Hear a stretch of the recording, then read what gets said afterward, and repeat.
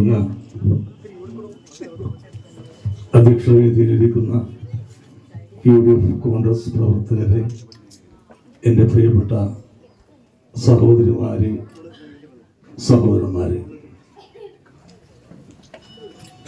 UDFിൻ്റെ ഈ കുടുംബ സംഗമത്തിന് എൻ്റെ എല്ലാവിധ ആശംസകളും ഞാൻ ആദ്യമേ തന്നെ രേഖപ്പെടുത്തുകയാണ്.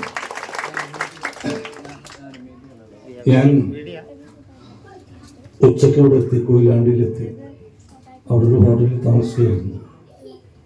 അപ്പോൾ കുറച്ച് നേരം ഒരു ഗ്യാപ്പണം വന്നിട്ട് ഞാനുണ്ട്, എൻ്റെ ഭാര്യയുണ്ട്, എൻ്റെ കാലുണ്ട് സ്വല്പം വയ്യാത്തതിൻ്റെ പേരിൽ ഭാര്യയെ കൂട്ടിയാണ് ഞാൻ നടക്കാറ്. അപ്പോൾ TV വെച്ച് കുറച്ച് നേരം സമയം കളയാമെന്ന് വിചാരിച്ചു. അപ്പോൾ വാർത്ത കേട്ടുകൊണ്ടിരിക്കുകയാണ്. അപ്പോൾ വാർത്തയിൽ കൂടുതൽ പിണറായി വിജയൻ്റെ പരസ്യം മാത്രമേ ഉള്ളൂ. സീരിയൽ വെച്ച് നോക്കി, സീരിയലിൻ്റെ ഓരോ മിനിറ്റ് ഇടവിട്ട് മുഖ്യമന്ത്രിയുടെ പരസ്യം മാത്രമേ ഉള്ളൂ. റോഡിലൂടെ വരുമ്പോൾ ഇങ്ങനെ മുഖ്യമന്ത്രിയുടെ പരസ്യം, ബോർഡ് വെച്ചുള്ള പരസ്യം. അപ്പോൾ ഞാൻ മനസ്സുകൊണ്ട് വിചാരിച്ചു, ഇത് മാത്രം മതി കോൺഗ്രസിനും UDFിനും 19 സീറ്റുകൾ എടുക്കാനായിട്ട്. ഒരു പ്രവർത്തനവും വേണ്ട. ഞാൻ ഒരു സ്ഥലത്ത്, പറവൂര്, എൻ്റെ നാടാണ് പറവൂര്, VD സതീശൻ്റെ നാട്. അപ്പം അദ്ദേഹത്തിന് വേണ്ടി ഒരു പ്രസംഗം ചെയ്യാം എന്ന് കരുതി പോയതാണ്. അപ്പൊ എന്നെ ആ പ്രസംഗം ആരൊക്കെയോ ചേർന്ന് വൈറലാക്കി. കേരളം മുഴുവൻ എൻ്റെ ആ പ്രസംഗം ആളുകൾ കേട്ടു. എൻ്റെ പ്രസംഗത്തിൻ്റെ അടിയിൽ, എൻ്റെ പോസ്റ്ററുകൾക്ക് അടിയിൽ വന്നിട്ട് സഹാക്കളെ തെറി പറയാൻ തുടങ്ങി. എന്നെ മാത്രമല്ല, എൻ്റെ മകൻ, ഒരുപക്ഷെ നിങ്ങൾ അറിയായിരിക്കും, ചന്തു എന്നുള്ള പേര് ലോക സിനിമയിലൊക്കെ അഭിനയിച്ച നടനാണ്. അപ്പോൾ അവനെന്നോട് പറഞ്ഞു, അച്ഛൻ പറ്റിട്ട് പ്രസംഗിക്കാൻ പോയോ? അപ്പോൾ ഞാൻ പറഞ്ഞു, ഓ അല്ല, എൻ്റെ ഇത് ഇൻസ്റ്റാഗ്രാം പേജിലൊക്കെ വന്ന് സഹാക്കൾ തെറി പറയുന്നുണ്ട്. ഞാൻ പറഞ്ഞു, അത് കുഴപ്പമില്ല മോനെ.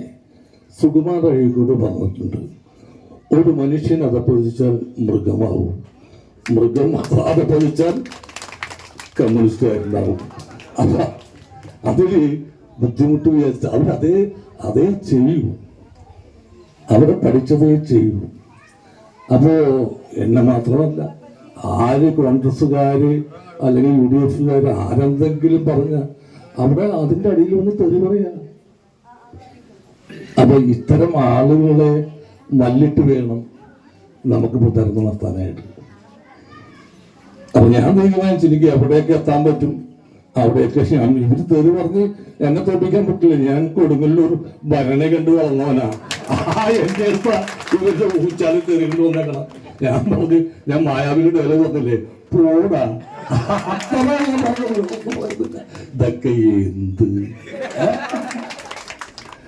നമ്മളൊക്കെ ഇതെത്ര കണ്ടതാണ്. പിന്നെ പ്രവീൺ എൻ്റെ ഒരു വളരെ കാലത്തെ ദീർഘകാലമായിട്ടുള്ള സൗഹൃദമാണ്. പ്രവീൺ വളരെ മിടുക്കനായ ഒരു വ്യക്തിത്വമാണ്. ഞാൻ 2 ദിവസം മുമ്പ് വന്നുള്ളൂ, എൻ്റെ നാട്ടിൽ പോയി. ഞാൻ ഇന്ന് വന്നിരിക്കുകയാണ്. പ്രവീണിനെ വമ്പിച്ച ഭൂരിപക്ഷത്തോടുകൂടി നിങ്ങൾ ഈ കൊയിലാണ്ടിയിൽ നിന്നും നിയമസഭയിലേക്ക് പറഞ്ഞു വിടണം എന്ന് അഭ്യർത്ഥിച്ചുകൊണ്ട് ഇവിടെ എത്തിച്ചേർന്ന നിങ്ങൾക്ക് ഒരിക്കൽ കൂടി നന്ദി പറഞ്ഞുകൊണ്ട് ഈ തെരഞ്ഞെടുപ്പ് നമ്മൾ ഉഷാറായിട്ടൊക്കെ പ്രവർത്തിച്ച് പ്രവീണിനെ വൻപിച്ച ഭൂരിപക്ഷത്തോട് വിജയിപ്പിക്കണം എന്നൊരിക്കൽ കൂടി അഭ്യർത്ഥിച്ചുകൊണ്ട് ഞാൻ നിർത്തുകയാണ്. ജയ് ഹിന്ദ്.